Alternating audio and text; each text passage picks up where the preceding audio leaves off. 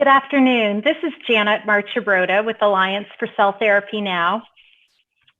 We've been doing policy all day long, and what we're going to do, we're going to switch gears a little bit right now and talk about what regenerative medicine and cell therapies mean for patients. And specifically, I'm really delighted about this next session that we're going to have. We're going to be talking about an important organization, NFL Alumni, and their work in regenerative medicine and cell therapies. We've got a great panel, a wonderful panel, and I'm going to introduce each of our speakers really quickly. I know you've got their full bios and photos on the conference site. Billy Davis is here with us. He, after a long NFL career, he serves as the co-director of healthcare initiatives at NFL Alumni, the NFL Alumni Association. We also am pleased to introduce Tiffany Cecile, who is the director of clinical regenerative medicine at Sanford Health. We also have Jaime Garza with us. Dr. Garza is the professor of orthopedic surgery, a professor of Otolaryngology, I knew I would get that wrong, Jaime, and director of human regenerative cell trials at Tulane University School of Medicine. He's also, Dr. Garza is a senior medical advisor and member of NFL Alumni. And finally, we have Kyle Richardson. He's a board member and a co-director of healthcare initiatives at NFL Alumni, and also proud to say he's a member of our advisory board.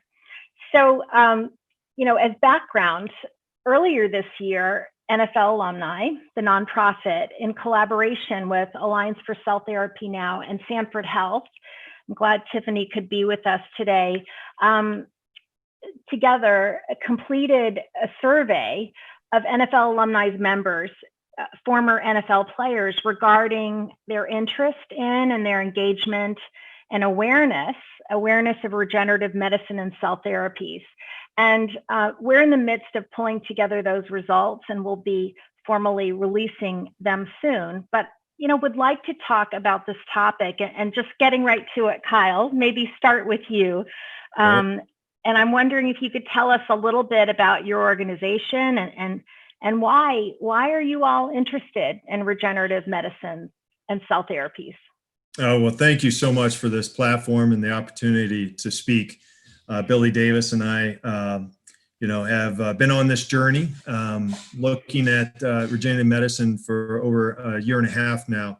And we're so fortunate to have a great partnership with you, Alliance of Cell Therapy, and the good work that Sanford did right up front with helping us with the survey.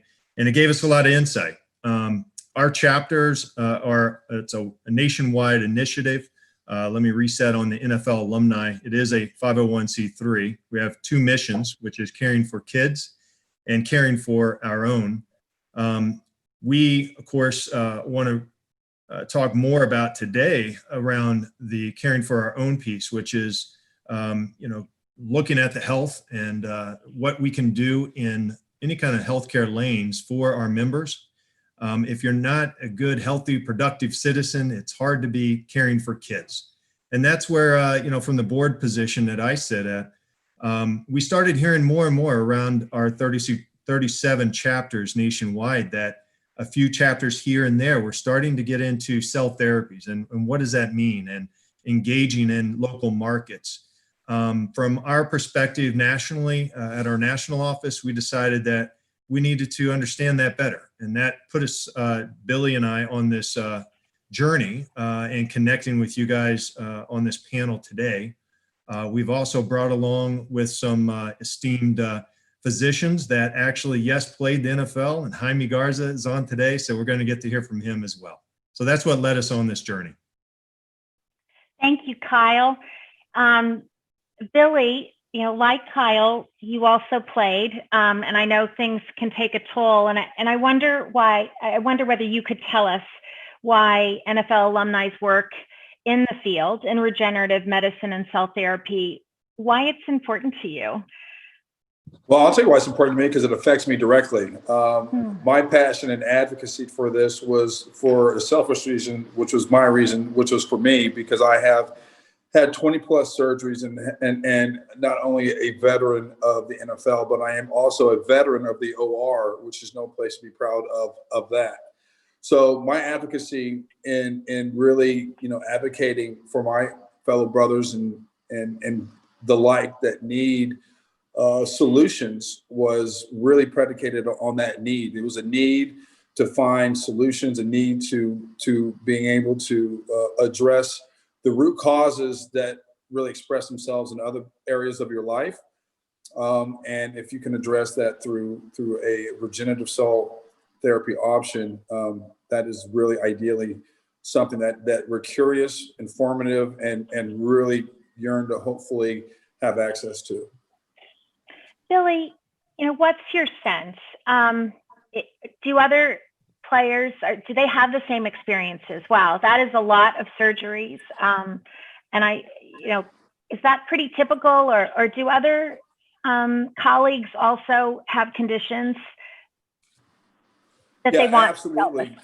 No, absolutely. No, that's a great question. It's because, the average life of an NFL person doesn't even get to vested. Vested means you get your pension, and that takes 3 years and 3 games. Most guys last 2.9 years.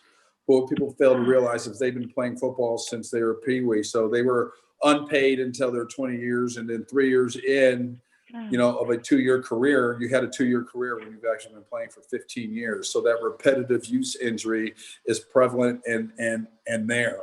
So just to give you an example, they did a Harvard study analysis, about 3,500 patients.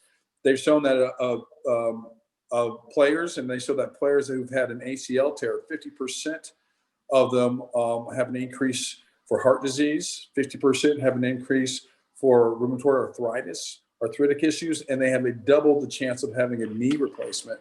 So there's a whole lot of fallout from just a single injury. Now, you've had multiple ones like myself. What are those numbers saying? What do those contribute to?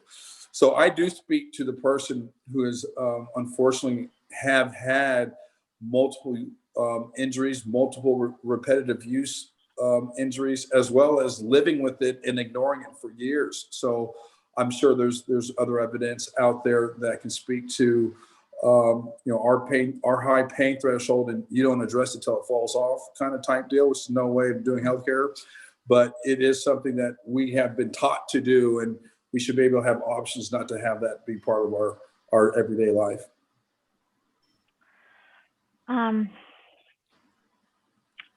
Thank you. I wonder if we might switch gears a little bit. And I know you're in the midst of pulling together the survey results, Kyle, but I wonder if there's anything you could share with us. Can you preview what you've gleaned so far? Any highlights that you could share? Yeah, absolutely. And we're very excited about releasing this soon in the coming weeks. And the Act Now is directly involved with that. And so is Tiffany and Sanford. So thank you for both of your work to help bring this forward. But, from the top level right now, it's obvious that from our survey of the individuals that responded, which was a big number, of those that responded, nearly half of all NFL players have considered regenerative medicine cell therapy treatments. That's a big number. Almost 10% of those surveyed actually had treatment. And then there was a big portion of it that of our members that were surveyed that basically said, yeah, I've heard of it, but I'm not sure, or they haven't heard of it at all, and they just need education. And that's really where our focus is going to be moving forward, along with once we get the survey out there. The next step is going to be, let's educate our members and consumers at large. That's our goal. Tiffany, Billy talked a little bit about his experiences, about his fellow players and former players' experiences, whether it's the ACL tears, the arthritis and joint pain, or even, joint replacement and the like. So lots of lots of ailments, not to mention, head trauma and injury. And I wonder, what's your sense? I know you all at Sanford Health work a lot with athletes and former athletes. What's your sense of the kinds of treatments that athletes and former athletes, including the folks here with us on the Zoom, the types of treatments they're interested in? Absolutely. So the patients that we come across are similar to Billy's situation, living with chronic pain, which leads to dysfunction and other disabilities, but yet wish to get back to their daily life, whether it's playing in the NFL or it's, just being able to walk around the block. It's finding a patient, finding them to be able to function at their extreme, but wish to do so using minimally invasive techniques and procedures to get there. Surgery is involved, and in some end stages, total joint replacements are necessary and required. But for the most part, people are really looking for safe and effective, minimally invasive therapies that can get them to as a full function as they wish. Dr. Garza, thank you, Tiffany. Dr. Garza, I'd like to hear your thoughts. I'm just looking at your bio online and just going down the list, work in academic medicine, and leadership in academic medicine, taking care of patients as a surgeon, lots of research, your research portfolio of FDA approved clinical trials, and then playing football also prior to all of that as a former athlete and involvement in the NFL. And I also noticed, supporting other professional teams. And I wonder, so I've got a couple questions that we'd like to ask you. Number one, what brought you to this field of regenerative medicine and cell therapy? That's number one. And then sort of, building on Billy's comments and Tiffany's comments, being out there, what sort of conditions are you seeing in former athletes, and how are you seeing that these types of therapies could help? Well, thank you, Janet, and thank the NFL alumni also for including me in this panel. What led me to this field was quite simply, I played the sport, and I played since the 4th grade up until my last day on the field in the NFL. So playing, naturally also, I was injured, much like Billy, and Kyle had his share of injuries as well. And I chose a career in medicine. And somehow I wanted to meld those two. My initial work in sports medicine was really dealing with head and neck injuries. So I'm a plastic reconstructive and maxillofacial surgeon. I trained at the University of Pittsburgh, and at the University of Pittsburgh, they had a very active sports medicine group. At the time that I was there, the early regenerative medicine trials were actually were beginning at Pittsburgh and other places as well, like Stanford. But I was drawn to the lab. I had done clinical research for a long time and got involved in the work of regenerative medicine, doing other tissue engineering projects at Pittsburgh. But being involved with the sports medicine team there really sort of opened my eyes. I have always wanted to give back. The NFL was a wonderful club to belong to. A lot of friendships were formed in that crucible. But also, like Billy, I was concerned about myself. I had an ACL tear my senior year in college. It was never repaired. All the things that go with that as well. So over the years, my research has been involved in regenerative medicine and specifically in FDA-approved trials. I took an oath as a physician to first do no harm, and I'm really not interested in regenerative cell trials that really don't have any FDA approval to them. So, having said that, my alma mater is Tulane University, and they, like University of Pittsburgh, have a tremendous sports medicine influence, not only sports medicine, but sports law as well. And was invited by the chairman of orthopedics, a wonderful shoulder surgeon named Dr. Buddy Savoy, and his team, Dr. Greg Stewart, who runs their Center for Sport, excuse me. And we started talking about regenerative medicine and the opportunity to possibly involve Tulane University. Also, one of the only 3 sites that the NFL Players Association has is it's called the PAC Clinic. It's Professional Athletes Care Team, and Tulane University is one of the sites in the country. So we see a lot of NFL players there. So naturally, the research that I was doing at the University of Texas in San Antonio melded well with what they were doing. And that's really where about 10 years ago, I started doing this FDA regenerative cell trial, mostly for osteoarthritis. So leading to your second question, what sort of conditions do we see?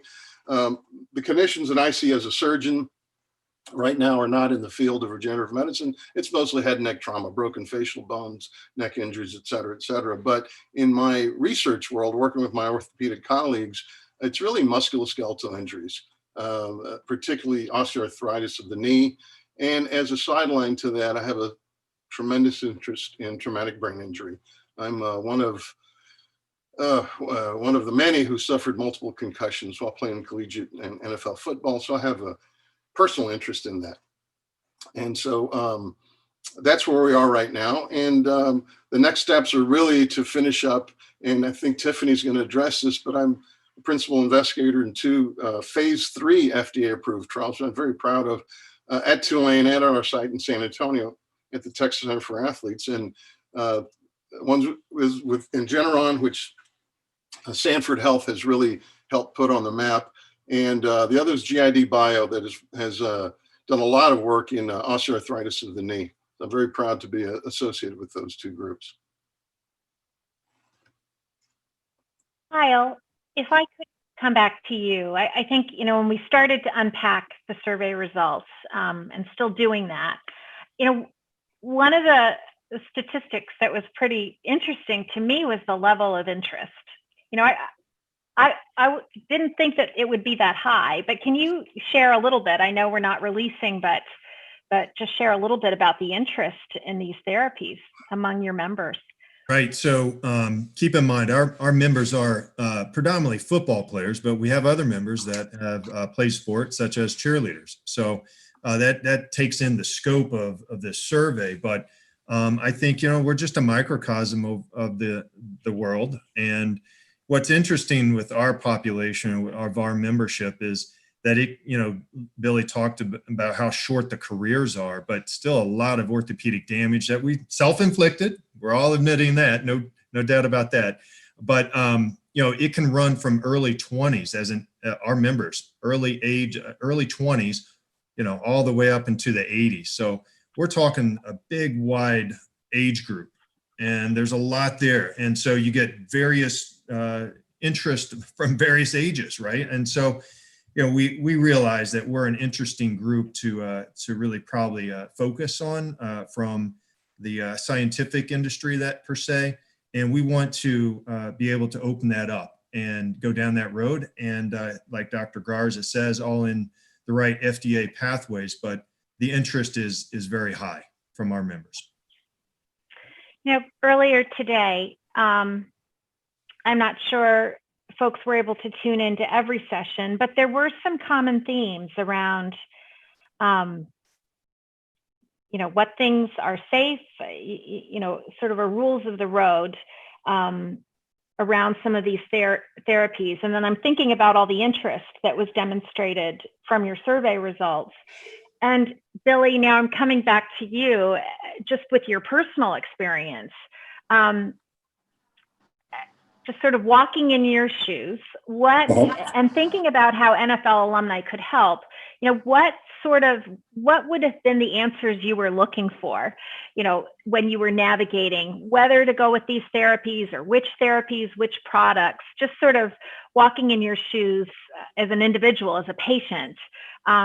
What sort of answers are you looking for? Well, you want to be able to get guidance in a scientific and a thoughtful way. So I think the biggest challenge has been, as an individual, what works, what doesn't, and why. What can I have? What can I trust? What am I going to be subjecting myself to? So I guess the ultimate question is, what would I want to know then that I do know now? I wanted to see if there's a platform or resource of education, of information to help me make a sound decision on the things that can affect me personally and the things that affect me for my long-term or short-term life.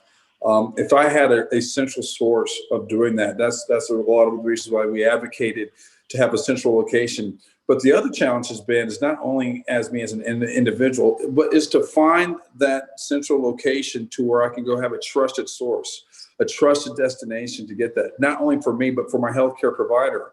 There's a lot of conflicted information that even within the healthcare community, you can't find a consistent understanding, message, or deliverables.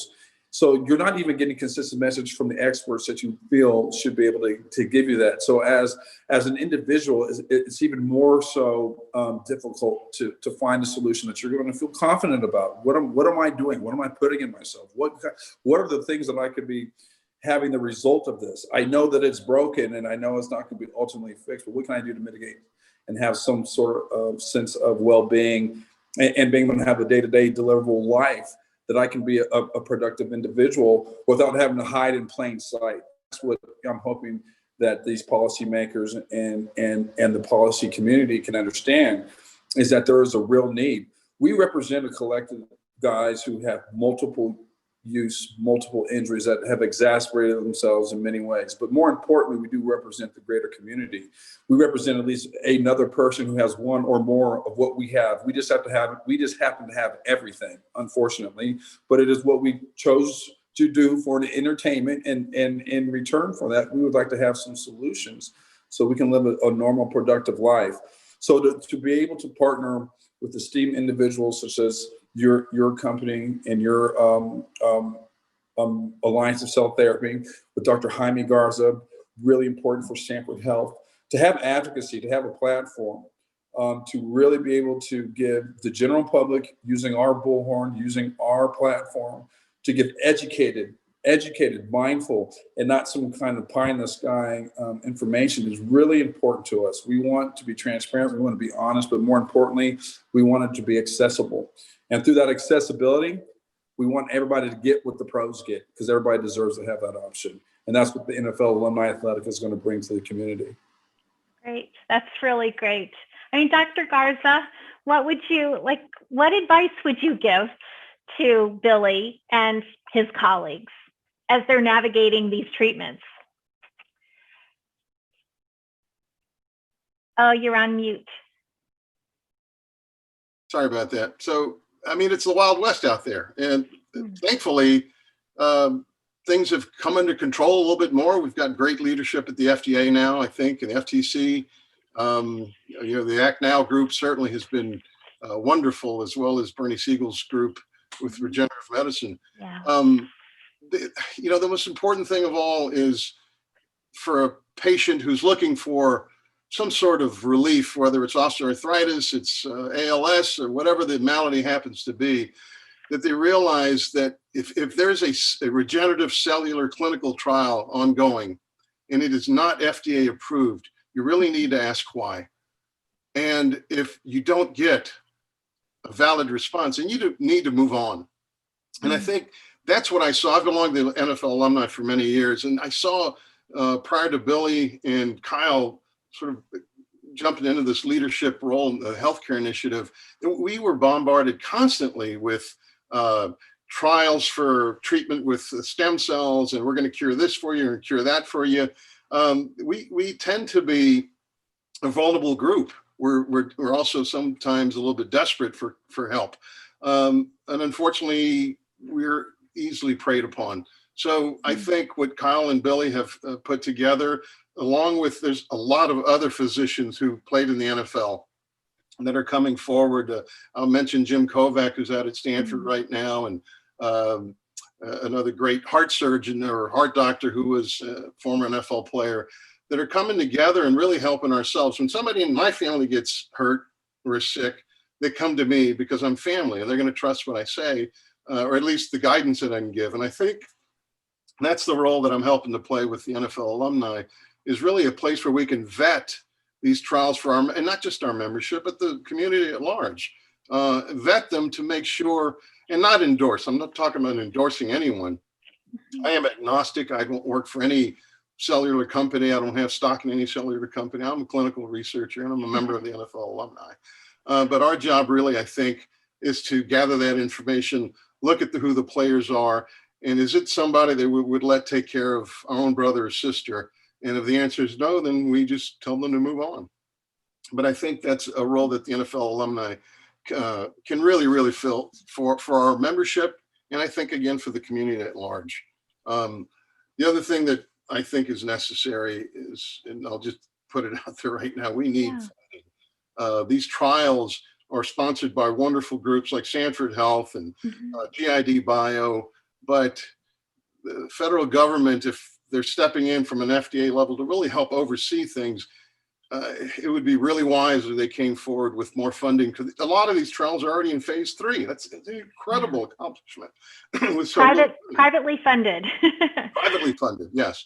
But also run by principal investigators who have no ties to these companies, which I think is vitally important for transparency. So speaking of clinical trials, Tiffany, I know you all have a number of clinical trials or FDA approved trials in this area.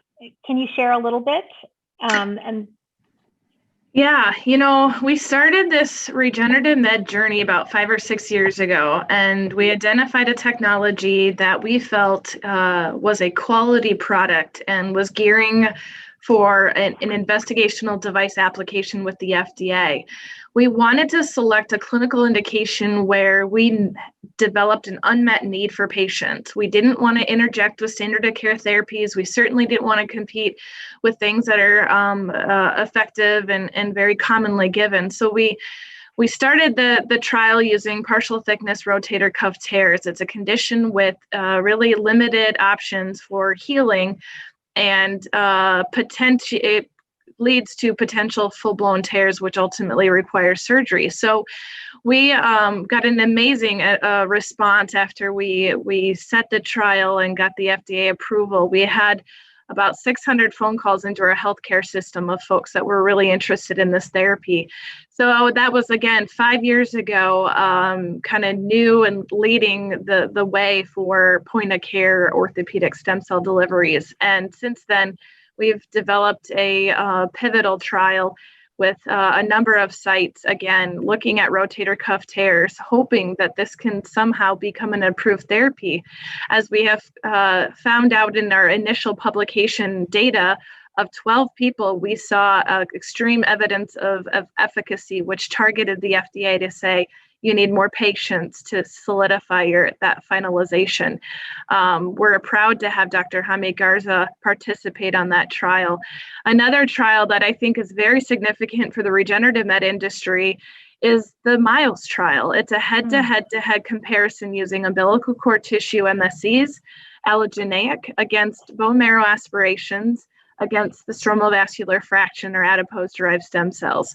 What an amazing opportunity. The information gathered for this trial will be a pivotal one, not only for the regenerative med cell therapy industry, but for musculoskeletal indications. And we can finally answer the question, hopefully, with the study data to the NFL and outward of what is the most appropriate cell therapy in the indications of knee osteoarthritis. And furthermore, that's backed by science of cell characterizations to state, hopefully some alignment of cell components of that. In regards, we also have a wrist osteoarthritis study, and we're working towards a broad 5-joint osteoarthritic trial that will give folks more access to these therapies, again, under the guidance of the FDA. Thank you. And I'm looking at our time. Kyle, you have the last word as we wrap up. So where do we go from here? Okay. What are the next steps for the NFL Alumni Association? Well, look, we're obviously, we've talked about the survey, so we're going to release the survey in the coming weeks. So everybody be on the lookout for that. And Alliance of Cell Therapy Now and Sanford Health will be right along helping deliver on that and all the good data that's going to come out of that. But to your answer, the next step of this, we've been very fortunate, Billy and I and our alumni, to be blessed with the Marcus Foundation providing a grant to us to really go after this and build an educational platform that all of the conversation we just wrapped up in 30 minutes, it really is going to be summarized on that platform. And we hope to really make it robust and have an entry point for consumers at large and, of course, our members. Very exciting. Congratulations. Yeah, oh, that's great news. So let's see, 5:40, maybe we'll do this in 1 minute or less. So, because I know we're nearing the end. I've got a couple of things in here I want to just raise. One of them is a comment from our audience that they're seeing, this is Dr. Garza, probably in a response to your comment, seeing a lot of this in California. Athletes and ex-athletes are especially susceptible to predatory clinics and unregulated therapies. So more of a comment. And here's a question. Could we as a community develop and present a Super Bowl ad on regenerative medicine to attract clinical funding and enhance patient awareness? What do we think of that? Well, I think it's fantastic, but I would leave that up to the powers that be and the money folks. That is a big price tag. Sounds like we're going to raise some more money, Janet. More bake sales, Kyle. So with that, I know we're a little over, but thank you to this tremendous panel and you know, really appreciate hearing about all of this and excited about your next steps and what's ahead. So thank you. Thank you. We are adjourned and we'll turn it over to our closing panel. Thank you.